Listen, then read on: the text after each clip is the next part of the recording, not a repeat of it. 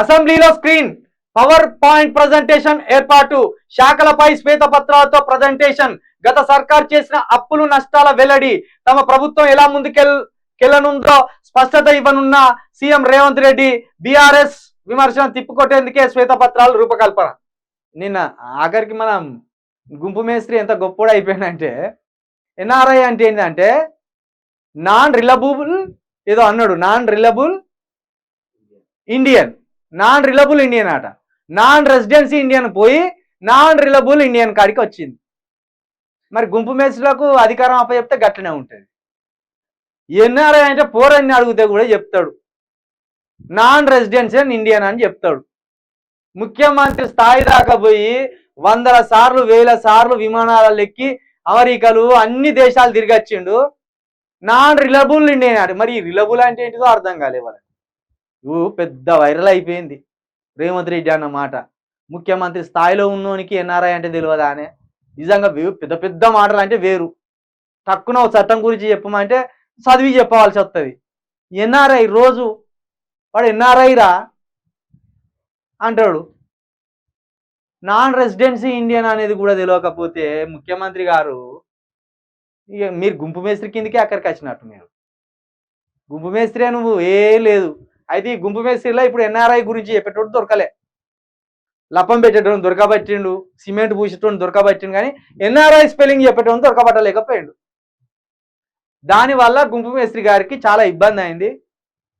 ఇక నేను మొదటి నుండి చెప్తాను, రేవంత్ రెడ్డి కేటీఆర్కు ఈ సంబంధం కూడా ఎక్కర్రారు. ఒక విధంగా చెప్పాలంటే కేటీఆర్ కింద ఈ సంబంధం కూడా ఎక్కర్రారు రేవంత్ రెడ్డి. ఎందుకంటే రేవంత్ రెడ్డి ఒక అంశం దొరికితే ఫైట్ చేయడంలో ఒప్పుకుంటా, కానీ విజనరీలో రేవంత్ రెడ్డి ఎక్కర్రాడు, అస్సలే ఎక్కర్రాడు. నేను చెప్తున్నా కదా, రేవంత్ రెడ్డి మీద హైదరాబాద్ అంతా, హైదరాబాద్లో ఉన్న ఐటీ సెక్టర్ అంతా భయంకరమైన అసంతృప్తితో ఉన్నది. ఏం నాయకుడు వచ్చారా నాయన అని. ఇంకా మీకు పోతా అంటే 6 నెలలు గడిచినాక రేవంత్ రెడ్డి ఏం చేస్తాడంటే ఒకటి చేస్తాడు. ప్రజల మైండ్ను తన చుట్టూ తిప్పుకోవడానికి ఇగో ఇంకో 2 గ్యారంటీలని అమలు చేయకముందే ఇంకో 2 గ్యారంటీలని, అదేంది ప్రగతి భవన్ ముందున్న కంచెలు బద్దలు కొట్టినామని ఇలాంటివి చేసుకుంటా ప్రజలు అరే చాలా మంది ఇప్పుడు ప్రగతి భవన్ ముందున్న కంచెలు తొలగించింది. ఏమైందాడ రేవంత్ రెడ్డి ఉంటాడా లోపల?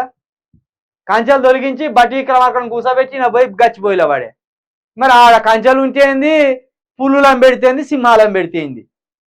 ముఖ్యమంత్రే లేడా? ముఖ్యమంత్రి లేనప్పుడు నువ్వు కంచెలు ఉంచేంది, ఇంకేమని ఉంచేంది. ఇది అర్థం చేసుకోవాలి తెలంగాణ ప్రజలు. నువ్వు కంచెలు బద్దలు కొట్టి సంతోషం, కంచెలు బద్దలు కొట్టి ప్రజలకు అందుబాటులో ఉంటున్నావా? నువ్వు ప్రగతి భవన్లో 24 గంటలు అందుబాటులో ఉంటావని చెప్పినావు, ఉన్నావా? లేవు నువ్వు. అసలు అక్కడ సీఎం క్యాంప్ ఆఫీస్కే వస్తలేవు నువ్వు. నీ క్యాంప్ ఆఫీస్ను గచ్చిబౌలికి మార్చినావు.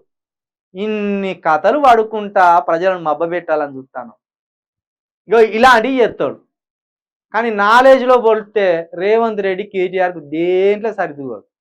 ఉన్నత విద్యావంతుడు కాదు, ఉన్నతంగా మాట్లాడేటోడు కాదు. అసెంబ్లీలో ఆంబోతులు అనే మాట వాడింది. ఆంబోతుల్లాగా ఈ మాట వాడతారా? రికార్డ్స్ నుండి తొలగించాలి దీన్ని. అసెంబ్లీ రికార్డ్స్ నుండి ఆంబోతు అని ముఖ్యమంత్రి అన్న మాటను తొలగించాలి. ఆంబోతులు అన్నాడు. ఇంకా రాను చాలా దారుణంగా దాడుతాడు చూడు. ఆనాడు రాజశేఖర రెడ్డి కదా చంద్రబాబు నాయుడు నీ తల్లి కడుపులో నుండి ఎందుకు వచ్చినావని నువ్వు బాధపడేటట్టు చేస్తా అన్నాడు వైఎస్ రాజశేఖర రెడ్డి. చాలా పెద్ద మాట అది. ఆనాడు అసెంబ్లీ రికార్డ్స్లో దాన్ని తొలగించాలని పెద్ద లొల్లి అయింది.